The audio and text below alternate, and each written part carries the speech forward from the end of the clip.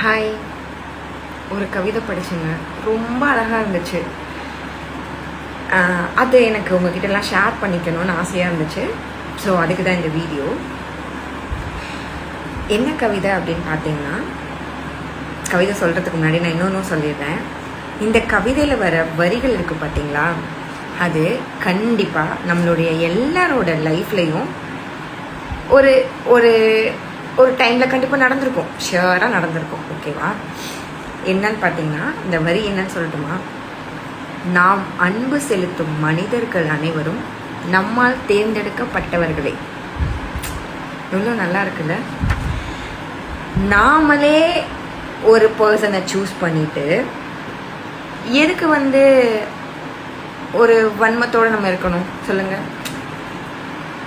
நாமளே அவங்கள பிடிக்கும் அப்படின்னு சொல்லி அவங்க கூட பழகிட்டு, அவங்களுக்கும் நமக்கும் சண்டை வந்தாலோ இல்லை அவங்க நம்மளை விட்டுட்டு போனாலோ எதுக்காக நம்ம அவங்க மேலே வெறுப்பு காட்டணும்?